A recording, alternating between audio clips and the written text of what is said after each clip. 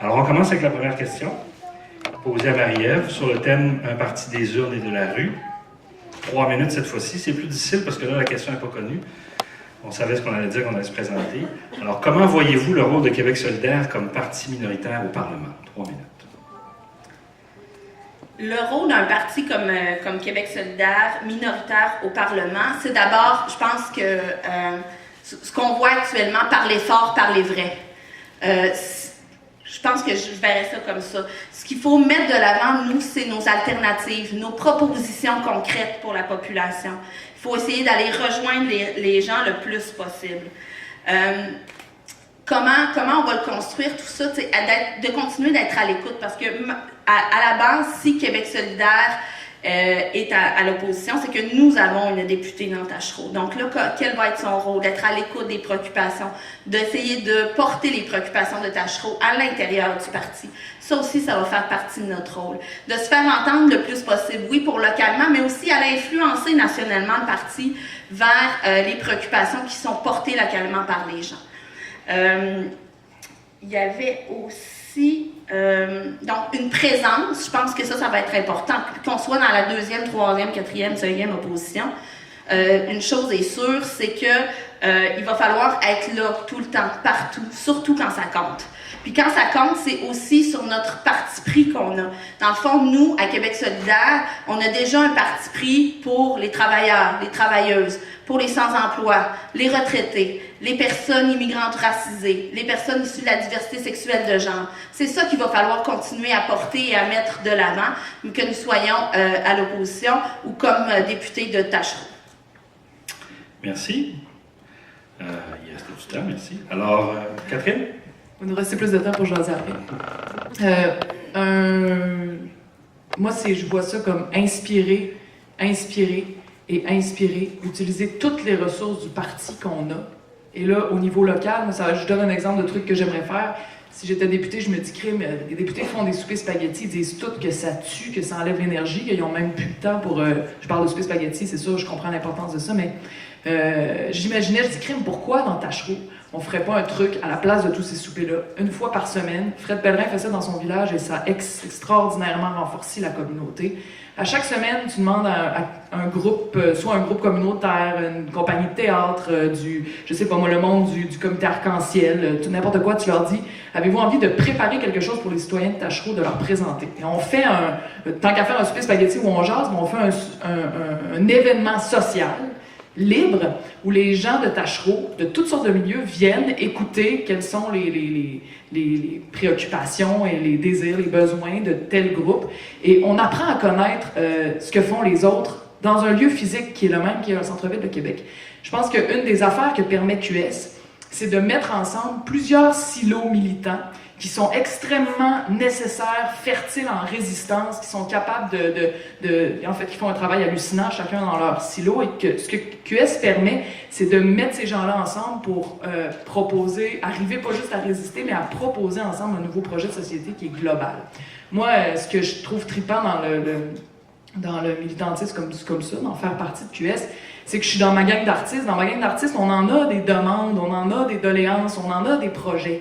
Mais on peut pas juste parler au nom des artistes en tant qu'artiste. Moi, j'ai envie d'aller me mêler, de parler avec quelqu'un qui est intéressé depuis 15 ans aux luttes féministes, quelqu'un qui est sur tous les terrains de la lutte écologiste, un syndicaliste du monde, puis qu'on fasse une espèce de réel réseau social, dans la réalité, pas dans la virtualité, où on se rencontre, où on s'inter-influence, puis où toutes nos luttes séparées deviennent un projet de société complet, clair, qui nous permet de proposer quelque chose, en plus de tenir le fort puis d'être résistant. Donc, prendre toutes les ressources des députés, en tout cas, moi, c'est ce que je ferais si j'en étais une, prendre toutes les ressources qu'on a pour renforcer le social sur le terrain, mais social au sens large, que les humains qui vivent au centre-ville de Québec se rencontrent, s'inter-influencent, développent des liens, puis une conception du projet de société à créer qui devient de plus en plus claire. Et plus ça devient clair, plus les actions pour le mettre en œuvre deviennent évidentes. Donc moi, c'est ce que je pense qu'on doit faire. On doit toutes détourner les ressources, on doit toutes prendre les ressources pour renforcer, mettre ça dans le mouvement social, dans la réalité à la base. Merci. Un autre 2 minutes pour Marie-Ève? Oui. Je parlais tout à l'heure, parler fort, parler vrai. En fait, remettre de l'avant les propositions concrètes, c'est aussi aller porter un contre-discours. Une opposition avec Québec solidaire, une députée locale va avoir à rappeler notre discours. Qui aurait cru, il y a un an, que Valérie Plante serait mairesse de Montréal aujourd'hui? Je pense qu'à force de s'ancrer localement, de connaître ses quartiers, de connaître le milieu, c'est ce que Valérie a réussi à faire à Montréal. Je l'appelle Valérie comme si c'était ma grande amie. Je la salue. On s'est jamais vu. Donc, je pense que c'est ça aussi.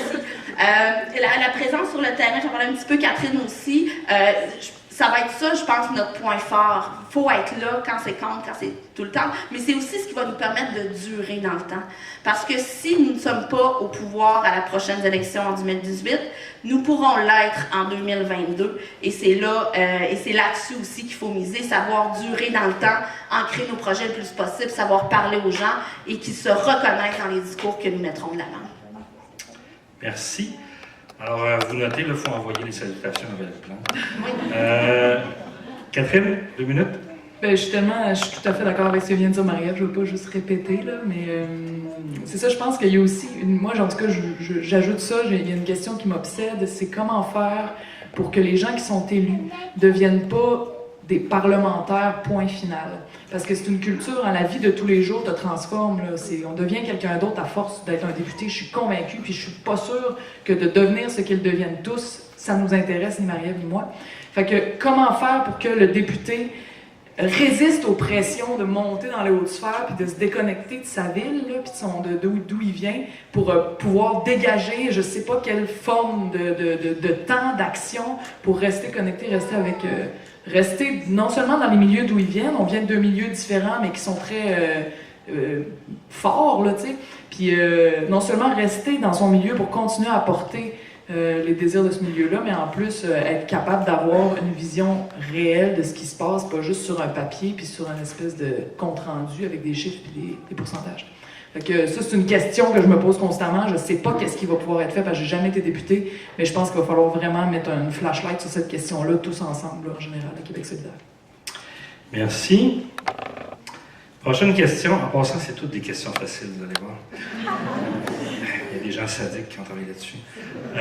Donc, c'est Catherine qui va répondre en premier. Comment voyez-vous les rapports entre les mouvements sociaux, l'indépendance et la politique? 3 minutes.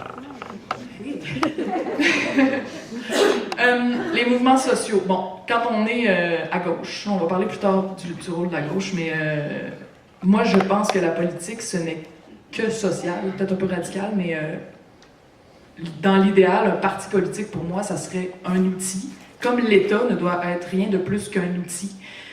Le Parti Québec solidaire doit être l'outil de plusieurs mouvements sociaux qui connaissent super bien leurs trucs, ils sont sur le terrain, ils sont touchés émotivement par ce qui se passe. Un écologiste en Gaspésie qui reste au camp de la rivière tout l'hiver, là, quelque part, il y a un lien avec sa cause qui est très intime et très fort. Donc, ce lien intime et fort-là, d'après moi, c'est le départ de tout mouvement politique et même de toute communauté politique. Il y en a dans un camp de la rivière proche des trous de Junex, et il y en a d'autres à plein d'autres endroits, dans plein d'autres affaires. Et ces gens-là ont décidé, ces mouvements sociaux-là décident de se mettre ensemble, de se donner un outil ensemble qui s'appelle un parti politique, qui va devoir aller conquérir cet outil-là encore plus grand, qui est l'État. L'État, là, c'est pas, ça règle pas les problèmes. L'État, c'est juste l'État. On peut en faire quelque chose de dégueulasse, mais on peut en faire quelque chose d'utile. Ça reste un outil, mais ça reste notre seul outil de taille contre les ravages du néolibéralisme. Alors, avoir un demi-État, c'est le fun d'aller conquérir cet outil-là, mais aller avoir un demi-État, comme l'est l'État du Québec, ça, c'est un outil demi, là. Ça sert à rien d'avoir un marteau coupé en deux, on en veut un vrai au complet, puis on a le droit de le demander. Puis c'est pas parce que la question est démodée que c'est pas une bonne question. Fait que c'est comme ça que je vois ça. Je vois les mouvements sociaux comme le cœur, le muscle et la pensée de toute politique. Un parti politique comme un outil qui permet d'aller conquérir l'État, puis l'État comme un outil qui doit servir au peuple pour contrer les effets dégueulasse du néolibéralisme et même avec l'aide de d'autres outils semblables, d'autres États ou d'autres mouvements à travers le monde, renverser ce néolibéralisme-là, qui n'est qu'une époque. Il y a eu d'autres époques dans l'histoire, c'est pas fini, ils vont pas gagner, on peut reconquérir des États un après l'autre. C'est arrivé tout le long du 20e siècle qu'il y a eu des États qui ont viré d'un bord puis de l'autre. On peut reconquérir notre État, puis on peut, avec cet État-là, participer à renverser un ordre qui n'est pas fait pour les humains. Merci. Marielle, 3 minutes. Oui. Québec solidaire, d'abord et avant tout, c'est un parti qui est né des mouvements sociaux. À l'origine, dès les départs, quand on a placé ensemble les bases de Québec solidaire, on s'est dit pour la justice sociale, on s'est dit féministe, on s'est dit écologiste, on s'est dit indépendantiste, on s'est dit pour un Québec pluriel. Une fois qu'on a mis ces valeurs-là à l'avant, il ne faut pas être gêné ensuite de les assumer comme parti politique. Notre lien avec les mouvements sociaux, je pense que j'en connais quand même une couple, mais il est d'autant plus important quand on se présente en politique. Comme Catherine le disait, là, on n'est pas à l'abri d'une dérape totale, autoritaire, de toutes sortes, une fois qu'on entre dans cette machine-là. Et l'importance des mouvements sociaux, pour moi, prend vraiment son sens à partir du moment où ça va être eux autres qui vont nous rappeler à l'ordre. Ça va être eux autres qui vont être là pour créer le rapport de force nécessaire pour que les choses changent réellement. La politique, c'est pas tout. La politique, ça prend des décisions, oui, effectivement, puis on l'a vu avec le Parti québécois, là, après 2012.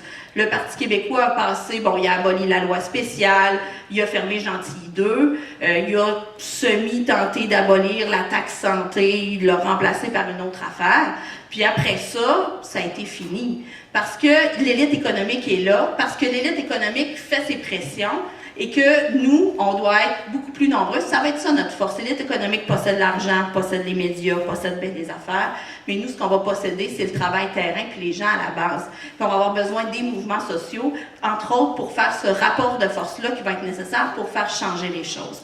Donc ça, c'est très important. Notre travail est...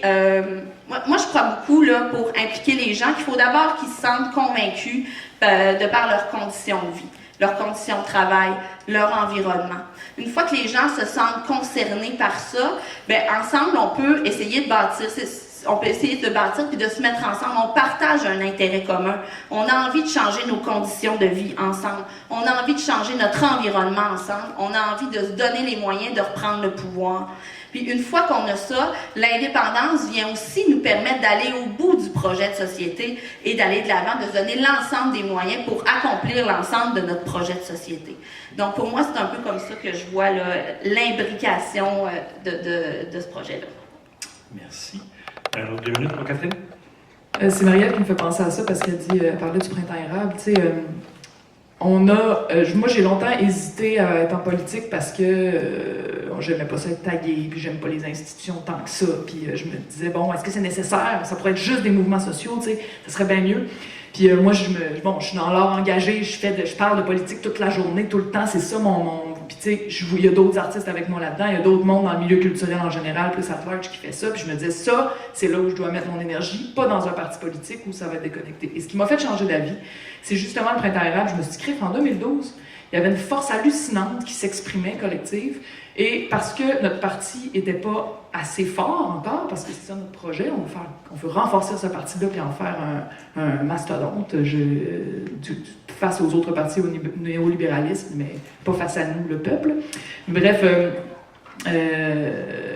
qu'est-ce qui a ramassé le paquet? C'est le PQ. Le PQ a ramassé le paquet de cette formidable mobilisation populaire et on n'avait pas d'outils à nous capables d'aller verrouiller les luttes gagnées, les désirs exprimés par la population qui étaient clairs, qui étaient vraiment concrets et qui aussi commençaient déjà à créer un nouveau monde, celui qu'on voulait. Donc, tant qu'on n'a pas cet outil-là qui peut verrouiller nos avancées, faire qu'on ne recule pas, les verrouiller législativement en disant voici comment on ne va pas reculer, puis aussi faciliter l'avancée des mouvements sociaux avec une législation qui ouvre la voie et qui plutôt que de continuellement mettre des bâtons dans les roues des mouvements sociaux, comme le font les gouvernements provinciaux fédéraux depuis que je commence à suivre la politique.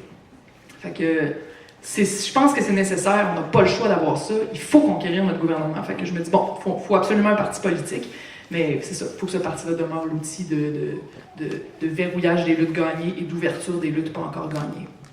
Merci. Marie-Ève, 2 minutes. Oui, ben, j'aurais envie de revenir justement sur le slogan, sur le thème, le Parti des urnes et de la rue. J'en ai parlé un petit peu tout à l'heure en introduction. On est dans ce thème-là. Ça a été un moteur important pour Québec solidaire depuis le début. Parti des urnes et de la rue, effectivement, on se dirige tranquillement vers les urnes, mais de là va prendre aussi toute l'importance du travail terrain, encore une fois. Puis, quand on parle des rues, on parle des mouvements sociaux et tout ça, mais c'est aussi la rencontre des citoyens et citoyennes au quotidien, dans les rues, dans les centres d'achat, dans les non, les centres d'achat. C'est un lieu que je fréquente très souvent. Voilà. Excusez. Les centres d'achat. Bon, OK. À l'Intermarché, ça, je vais plus souvent. Donc, au quotidien, dans nos quartiers, tout ça. Donc, ça aussi, ça va prendre une importance directe. On parle de mouvements sociaux, mais ce n'est pas seulement que les mouvements sociaux, c'est aussi les contacts, les espaces qu'on se donne. Comme nous sommes tous et toutes des citoyens, des citoyennes de nos quartiers, on côtoie nos voisins, nos voisines, on côtoie nos collègues de travail. Donc, ça va être important aussi, il faut prendre ça aussi en considération, pas seulement les mouvements sociaux, mais les gens qui habitent autour de nous pour bâtir un mouvement plus fort.